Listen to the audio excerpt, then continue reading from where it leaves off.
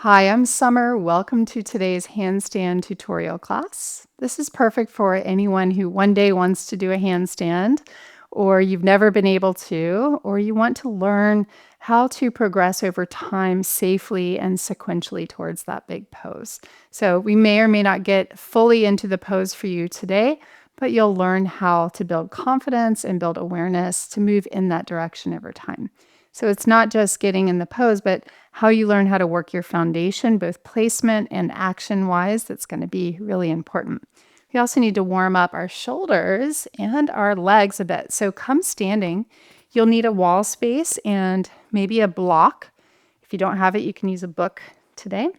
And just come with your right arm up the wall, right hip to the wall, as close as you can get it.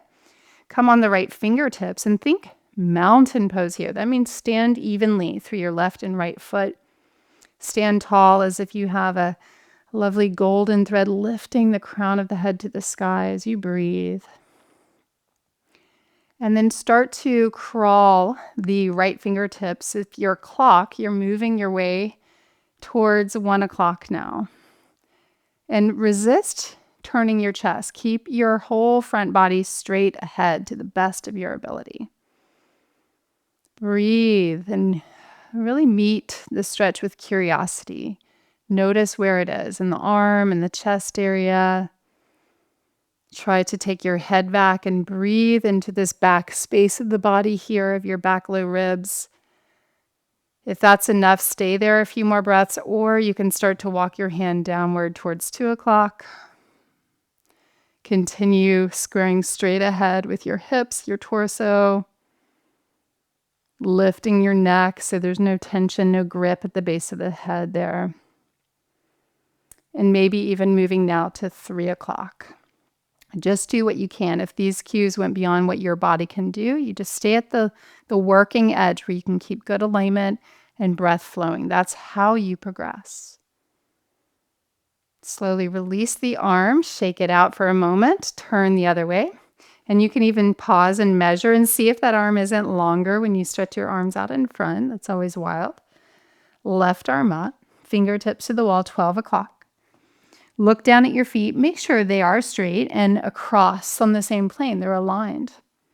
Try to move your pelvis back now and your tailbone gently under your ribs back so you're not arching your back. A lot of times if we're stiff in the chest and shoulders, our body will do this to help. So you want to say no thank you. You want to really get in there. Remember, you could stay or start to mosey towards the earlier hour, 11 o'clock-ish. One side might have a very different story, a different experience. So be curious and open, non-judgmental. That's one of our great practices, to show up with passion and full presence, but non-clinging, non-critical. Start to maybe go onward, going down a little bit more. Think 10 o'clock. Maybe a sigh if it's big stuff. For most people it is, by the way. Getting in this chest area and the arms after all the desk culture that we have. This is really important work. Can you take the head back a little bit more, your rib cage back a little bit more, tone your legs a little bit more, and now finally maybe mosey down towards the straight across plane, 9 o'clock. Trying to pull your body to square straight ahead. One more big breath, root to rise. Press down to get taller. And then exhale and release and measure your arms for a moment.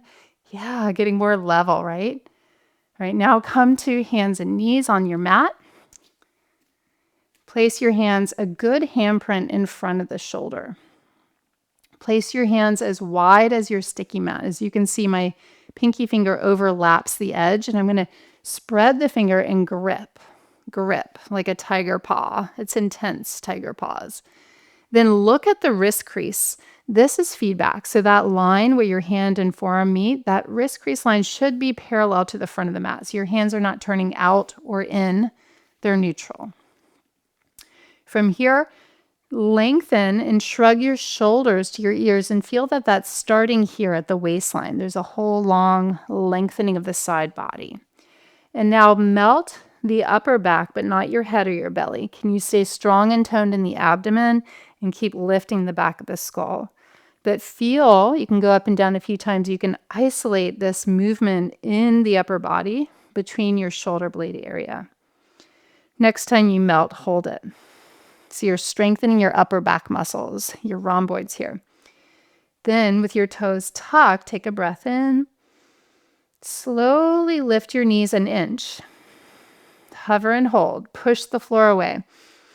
Continue thinking of shrugging your shoulders to the front of the mat as you now slowly, slow motion move to downward dog. Ears in line with upper arms.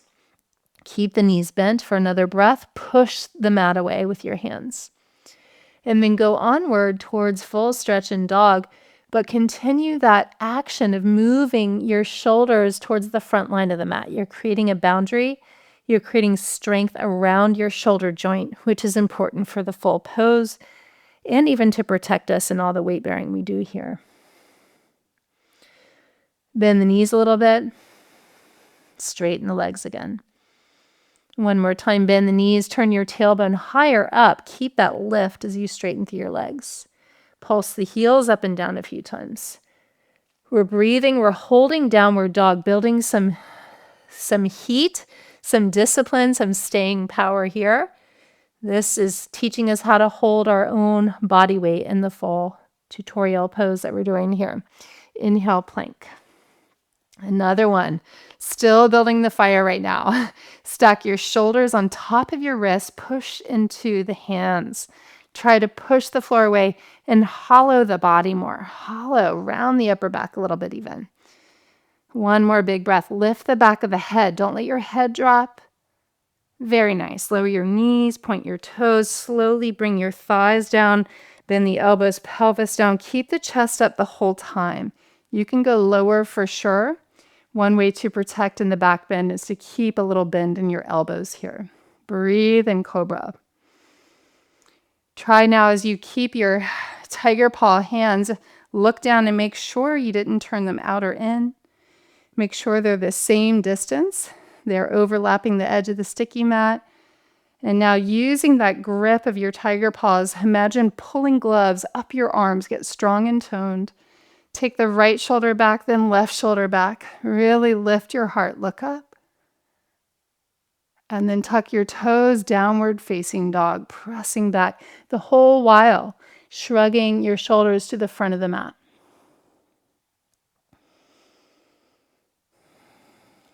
Inhale, plank. Now bring your left elbow down, then your right elbow. Both elbows under the shoulders. You might need to scoot your feet back a little bit, finding this forearm plank. Pressing into your elbows. You're trying to hollow the body again. Lift away from the floor. Handstand is a hot experience. We need the heat. One more breath. And lower your knees. Tuck your toes underneath. Sit back on your heels for a moment and just shake out the hands. We're opening our feet because they also help handstand, releasing our wrists. Now I'm going to turn towards you just so you can see. Do Popeye arms. Tuck your fists in. Squeeze and tone your arms, and then very slowly unfurl. Unfurl as slowly as possible. Until you open the hands, fingers down, reach out through your palms, spread your fingers, and then shake out your hands again. Wonderful. Come all the way up. We're going to move to a wall space, and I'd like you to bring your mat perpendicular to the wall. Slide it to touch. I'm going to leave my mat here because I'm moving a little bit side to side for your viewing. The first one here, we're using a block. Again, you could use a book at home. You'll place this at the wall, the wide distance, and then join me on hands and knees here. So you're facing away from the wall. Your hand placement is what you did in downward dog, except for your hands are now under your shoulders, but your wrist crease line is parallel to the front line of your sticky mat.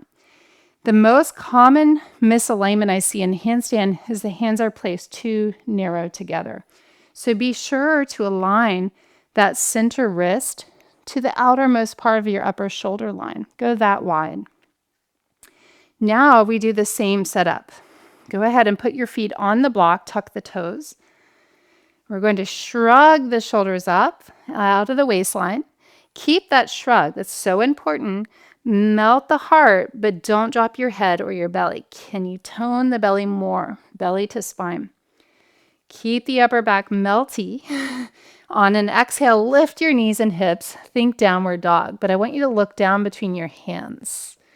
As you focus and learn to look between the hands, keep moving your upper arm bones towards the front of the mat. And now as you maintain that boundary, see if you can now play a little cat and mouse. Move your chest closer to your legs.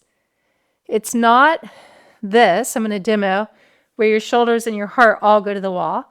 You're resisting. Shoulders one way, chest the other way. That's the magic, the opposite effect.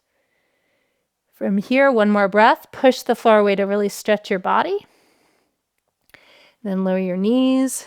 You can either come off the block and rest or keep your toes tucked on the block. Sit on the heels. If you need to, shake out the hands. Maybe do a lion's pose, stick out the tongue. Look up one more time. A little extra exhale through the mouth to release jaw tension. Now watch for a moment. Same setup. Shrug. Melt the heart. Lift on the exhale. I'm trying to look down right now to keep moving my shoulders forward. And then I'm going to step the feet to the height of the hips. So I'm kind of just eyeing it, but I want to get my feet to the same height of the hips there, creating a box. Then you can look to the wall. Here's what it's not. All shoulders, all chest. Here's what it is. Shoulders resist to the front. Heart is what goes. If you find it difficult to get that, to keep your feet glued to the wall, I want you to press your chest more. Let's do it together. Toes are tucked, elevated on the blocks. Hands as wide as outer shoulders, wrist crease parallel to the front of the mat as you tiger paw grip the hands. Shrug the shoulders to lengthen the side of the body. Melt the heart. Keeping the heart melted, tone the belly, lift the back of the head. As you look down, breathe in. As you look down, breathe out, lift your knees and hips. Remember, you could stay here. This is the progression. You would build the power there. Maybe step the right foot, then left to the height of the hips, looking at the wall eventually. Keep moving your chest to the wall. Keep moving your chest to the wall while resisting your upper arm bones to the front of the sticky mat. Root to rise. Try to push the floor away to really lift your hips high. Breathe, have fun, rest at any point. You can always pause and add an extra couple of these in to practice the techniques. And then come down. Very nice. Now you could stay working there. For many of us, that's actually a really great place to be. It takes a while. And side note, that actually takes a lot more upper body strength than a full handstand. So courage to go upside down is a big one. Getting over fear, but also feeling confident that you can hold yourself. So that's how you build that upper body strength. And as you can see, we started with opening the shoulder, then we went on to weight bearing, really good alignment and placement, and now we bring it all together. We're free. We do our best. We may or not get into the full pose at home. That's okay. So if you're brand new to this, measure one hand distance away from the wall. Same placement of the hands. Wrist creases now parallel to that line of the wall. Grip. If someone were to come and try to lift my finger, there's no way they could. I'm distributing the weight into the finger pads, the knuckle mounds, and hands so it protects my wrists. Shrug the shoulders, melt the heart. Keeping the heart melted, lift the back of the head, tone the belly. With your toes tucked, inhale. Keep moving your upper arm bones to the wall. Exhale, lift your knees and hips. Look down. Looking down between your thumbs, Step one foot in. I want you to lift the leg you would kick a ball with naturally. Make it as straight as you can. Spread the toes. All right, now turn the outer hip down. So you don't let your hip open like this, but you practice squaring the hips. Stack your shoulders over your wrists. Let your bottom leg do the bounce. Practice baby bouncing. Look down, not away from the wall, not under. Straight down. See if you can start to get your hips higher and higher so they end up over the heart eventually. And you just do what you can. So if you're not getting up, your practice is to stay in one line as you don't bend your raised leg. And each time, you'll get a little more air time. So this is where, from that step by step, you could again pause and play for a few minutes, working into that, keeping your hips in one line as you jump. The biggest thing I see mistake-wise for people is they bend the kicking leg and try to get up with the bent legs. You're working straight leg, hips over heart. Whatever happens, happens. You're free. So when you're ready, find your way to Shavasana. Once you're done, ground it all into surrender. Place yourself with care and symmetry. Slow your breath.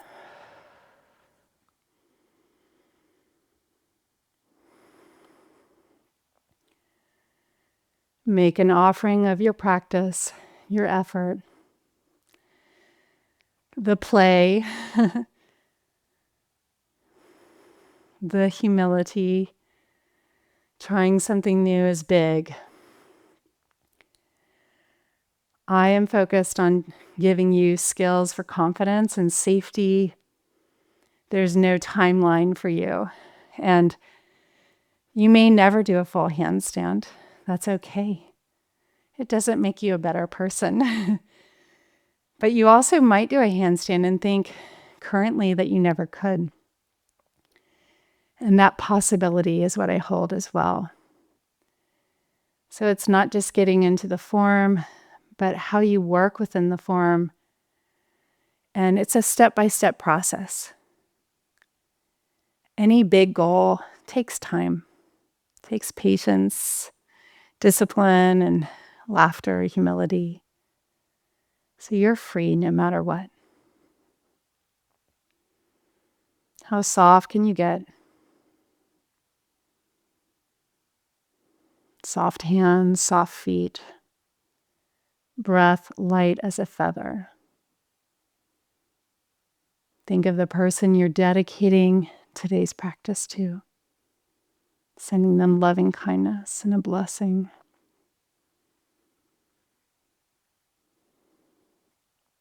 Wishing the same for yourself. Stay here as long as you can, and I'll see you back next time. Please know we're always honored you choose to practice with us. Namaste.